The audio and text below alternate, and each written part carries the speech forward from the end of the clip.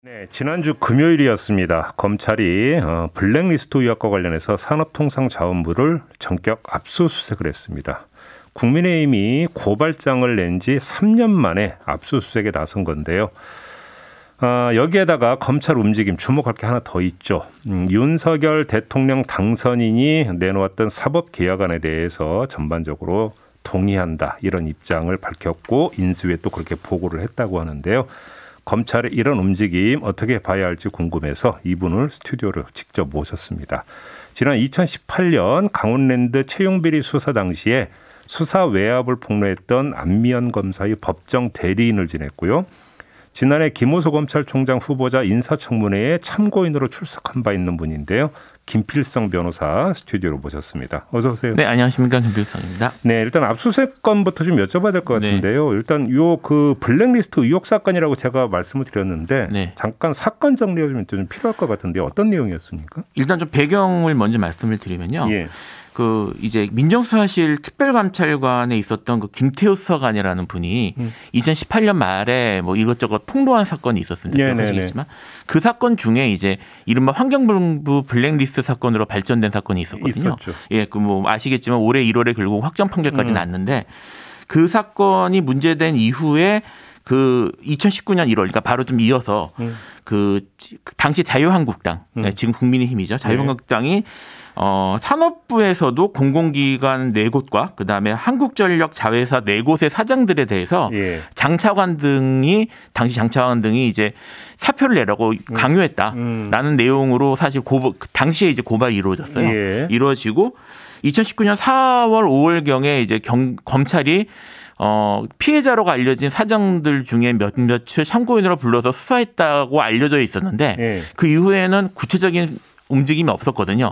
수사 움직임이 없다가 최근에 갑자기 이제 산업자원부를 압수수색한 일이 벌어졌습니다. 그러니까 3년 만에 수사를 재개했다고 해야 되는 거예요? 네, 그렇게 봐야 되겠죠. 3년 만에 재개한 게 그러니까 좀 이례적인 행보다 이런 이야기가 많이 나오는데 어떻게 봐야 되는 겁니까? 그러니까 사실 뭐 수사를 하다가 도중에 멈추는 일은 있을 수 있습니다. 그런데 대표적인 게 어떤 경우냐면 피해자가 이제 어디 가는지 알 수가 없다. 그래서 뭐 지명수배 같은 걸 해야 되는 경우가 있을 수 있고요. 그다음에 주요 증인이 필요한데 증인이 있어야지 수사를 할 수 있으니까요. 주요 증인의 행방이 묘연하다 할 경우에도 참고인 중지란 이름으로 수사를 중지하는 제도가 있거든요. 그런데 그런 사건이 아닌 경우에는 3년 정도 이렇게 긴 기간 동안 사건을 방치하는 경우가 흔하진 않고요. 제 경험상은 어떤 경우들이 그러냐면 사건 외적인 이유로 좀 검찰이 부담스러운 경우, 그러니까 뭐 사건이 뭐 관련자들이나 이런 너무 복잡하게 얽혀 있다거나 또는 정치적 사건인 경우에 이렇게 좀 시기를 저울질하는 경우들이 있습니다. 이 케이스에는 뭐 정치적으로 좀 사실 현 정권과 밀접한 관계가 있는 내용이니까 그래서 이제 좀 시기를 조절한 게 아닌가 싶습니다. 오늘 한 조간 보도를 보니까 어떻게 보도를 내놓았냐면 왜 그동안 3년 동안 묵혔는가? 이게 동부지검이잖아요. 네. 역대 동부지검장이 계속 이 수사를 막아왔다. 눌러왔다. 네.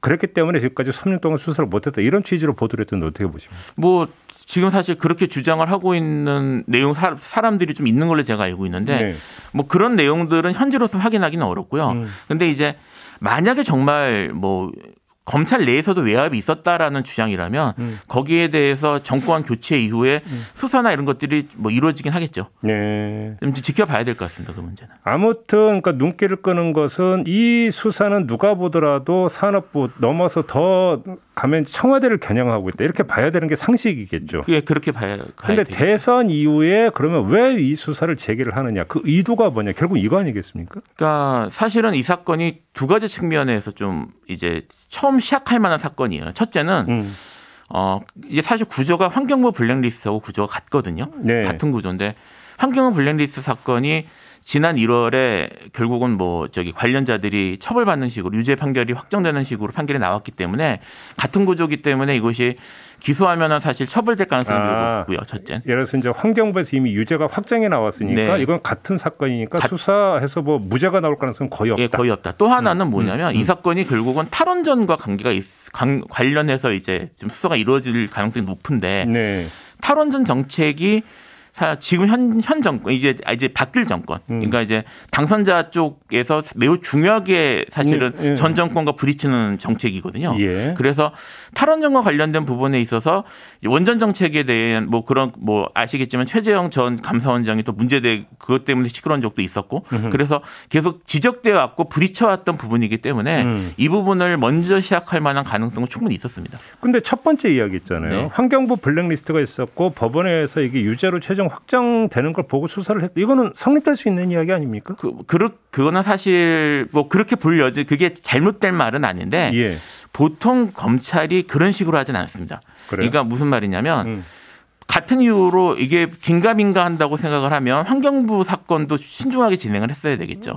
보통 검찰은 어떻게 진행을 하냐면 뭐 이게 이제 동시에 진행이 되는 거면 예. 사건을 동시에 수사해서 동시에 올려요. 예. 그래서 일괄적으로 그렇게 판결을 받는 게 사실 일반적이거든요. 그러니까 이 사건을 뒤로 밀어놓고 있었다는 것이 환경부를 보기 위해서 기다렸다라고 말하는 거는 사실 조금 납득하기는 어렵습니다. 그러면 자 이게 그 산업부에 대한 전격적인 압수수색은 네. 동부지검장의 판단에 따른 거라고 봐야 됩니까? 더 올라가서 검찰총장의 판단이라고 봐야 되는 겁니까? 사실 사건의 중대성이나 이런 걸 생각을 하면 검찰총장의 적어도 양해나 예. 뭐 묵인이나 아니면 뭐 지시까지는 아니더라도요. 예. 교감 같은 건 있었다고 봐야 될 것 같아요. 그렇게 봐야 된다. 네. 일단 여기서 그럼 쉼표를 찍고. 네. 예를 들어서 뭐 그 법무장관의 수사지휘권 폐지라든지 독자적인 예산 편성권 부여라든지 이런 어떤 그 윤석열 당선인의 이른바 사법개혁 공약에 대해서 대검찰청에서 동의한다는 입장을 지금 내놨다는 거 아닙니까? 네. 이건 어떻게 평가를 하십니까? 사실은 뭐 검찰총장 입장에서는 그렇게 반응하는 게 이상하진 않습니다. 왜 그러냐면 문재인 정권 초기를 생각을 해보시면 이제 똑같은 식이에요. 그러니까 어차피 검찰총장은 지금 이제 새롭게 들어오는 대통령 밑에서 이제 일해야 되는 그런 조직이잖아요. 그러니까 새로운 정권이 들어섰기 때문에 새로운 정권에서 이런 식으로 검찰 정책을 하겠다라는 것에 대해서 예. 검찰총장 입장에서는 이거를 내 소신과 맞지 않으니까 내가 받아들일 수 없다라는 식으로 부딪히기는 어렵습니다, 사실은. 근데 이거는 예를 들어서 검찰이나 뭐 검찰총장의 성향을 떠나서 네. 검찰이 그러니까 조직의 이익이라는 입장에서 볼 때는 나쁠 거 하나도 없는 거예요. 그렇죠. 그러니까 이제 두 가지 측면에서 말씀을 드릴 수 있는데 네. 지금 말씀드렸던 것처럼 새로 들어온 정권에 어차피 그쪽은 이른바 늘공이기 때문에 새로 들어온 정권이 이런 방침으로 가겠다는 것에 대해서 뭐 따르는 게 기본적으로는 공무원의 기본 원칙이고요. 예. 또 하나 입장에서는 검찰권을 더 강화하는 쪽으로 가는 것이기 때문에 거기에 대해서 검찰총장이 특별히 불만이나 이런 것들을 표시하기는 어렵겠죠. 그러니까 제가 지금 이제 검찰의 조직 논리라고 하는 점을 네. 이야기를 했는데 또 하나의 어떤 결은 검찰 개혁이라고 하는 또 결이 있지 않습니까? 네. 그러면 지금 변호사님은 그러니까 그 김호수 검찰총장 인사청문회 때 참고인으로 좀 출석하신 네. 바가 있죠. 혹시 네. 그때 네. 김호수 총장의 어떤 검찰 개혁에 대한 어떤 그 본인의 소신이라고 할까요? 본인의 방향 어떻게 파악하셨어요? 사실 이제 제가 그때 참고인으로 참석을 해서 검찰 개혁 방향에 대한 전반적인 것에 대해서 제가 언급을 했기 때문에 예. 그 김호수 총장에 대한 판단이나 이런 것들은 구체적으로 얘기할 기회는 없었는데 제가 이제 전 청문회나 이런 과정을 보면 김호수 총장이 특별히 검찰 개혁에 대해서 어떤 소신이나 이런 걸 갖고 있다기보다는 그냥 당시에 이제 문재인 정권이 갖고 있는 검찰 개혁의 방향에 이런 것들에 대해서 크게 무슨 반발이 나지 않고 기본적인 방향을 수동적으로 따라간다는 그런 느낌이었습니다. 그러면 그때 그 김호수 총장 후보자가 견지했던 입장과 네. 이번에 그 인수위에 어떤 밝혔던 대검의 입장은 네. 상치되는 겁니까? 조화될 수 있는 겁니까? 사실은 같은 방향이라고 볼 수는 없죠. 근데 같은 방향 부딪히는 게 더 크다고 볼 수 있는데. 그러면 김호수 총장은 입장을 바꿨다고 정리를 해야 되는 겁니까? 바뀌는 정권에 맞춰가지고 예. 바뀌는 정권의 기조에 맞추겠다는 의미로 보시는 게 맞을 것 같습니다. 그렇게 봐야 된다. 그러니까 김호수 총장의 스탠스에 지나치는 그런 그런 해석이나 아니면 의미를 두는 건 별로 의미가 없을 것 같아요. 그러면 그 김호수 총장이 입장을 바꿨다고 만약에 보신다면. 네. 그 입장을 바꾼 것이 그러니까 외부로 나타났던 또 하나의 양상이 동부지검에 의한 산업부 압수수색이다. 이렇게도 연결지을 수 있는 겁니까? 그렇게 볼 수도 있는 거죠. 그렇게 있죠. 보십니까? 예, 그러면 김호수 총장이나 검찰이 지금 새 정부의 코드 맞추기에 들어갔다. 이렇게 혹시 보시는 겁니까? 뭐 코드 맞추기라기보다는 예. 그렇죠. 코드 맞추기라고 볼 수도 있는 건데 네. 그러니까 이제 정권이 바뀐 이후에 전 정권의 문제점들이나 뭐 이런 것들에 대해서 수사 같은 것들은 이루어질 수 있는 것이니까 뭐 그런 것들에 그런 식으로 생각을 하고 접근하는 거로 볼 수 있을 것 같습니다. 근데 여기서 저는 좀 개인적으로 이게 좀 주목하는 부분이 예를 들어서 이제 만약에 그렇게 본다 하더라도 네.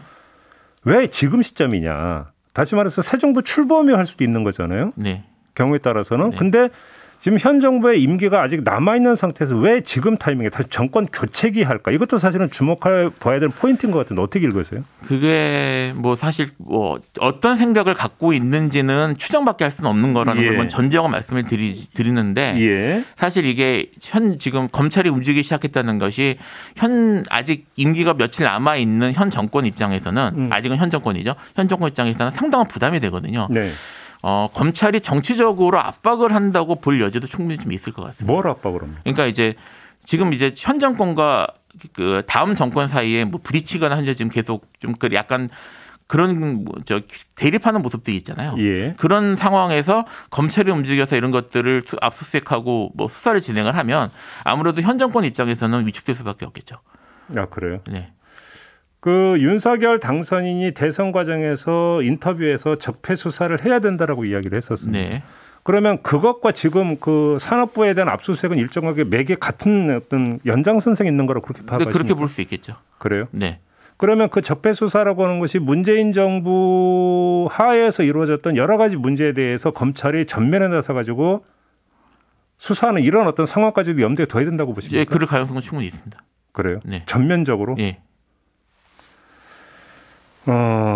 그렇게 보신다. 그럴 가능성이죠. 가능성은 충분히 있다고 봅니다. 그래요? 근데 이렇게 속도가 빠를 수가 있는 겁니까? 사실 뭐 이렇게 빨리 진행할 수도 있을 것 같습니다. 사실은 뭐 지금 현 정권, 그러니까 다음 정권이죠. 예. 다음 당선자의 기조가 예. 검찰권을 다시 강화하는 쪽으로 가고 있거든요. 예. 그래서 뭐 그런 측면에서 검찰이 적극적으로 움직일 만한 충분한 뭐 배경이나 이런 것들은 되는 것 같아요. 그러면 예를 들어서 지금 민주당 지도부는 네. 검찰개혁 입법을 다시 강조를 하고 있습니다. 네. 그러면서 예를 들어서 수사권과 기소권의 완전 분리라든지 이런 이야기를 하고 있는데 혹시 국회 민주당에서 이런 움직임에 제어를 하기 위한 그 목적도 깔려 있다고 혹시 보십니까? 사실 이렇게 한다고 해서 민주당이 제어되지는 않을 겁니다. 그런데 거기에 대해서 검찰 쪽에서 반발한다거나 또는 뭐 그런 의사 표시를 하기 위해서 한다고 볼 여지는 있는데, 근데 사실 민주당에서 지금 하는 입법을 지금 와서 급하게 이제 진행한다고 해서 사실 그 정권이 바뀐 이후에 원하는 효과를 충분히 거두긴 좀 어려울 수 있거든요. 왜냐하면 지금 뭐 예를 들어 뭐 지금 문제되고 있는 검찰의 그 6대 중대 수사가 아직 남아 있지 않습니까? 그런 것들이 직접 수사권이나 이런 것들이 남아 있는 게 대통령령에 의해서 남아 있는 것이거든요.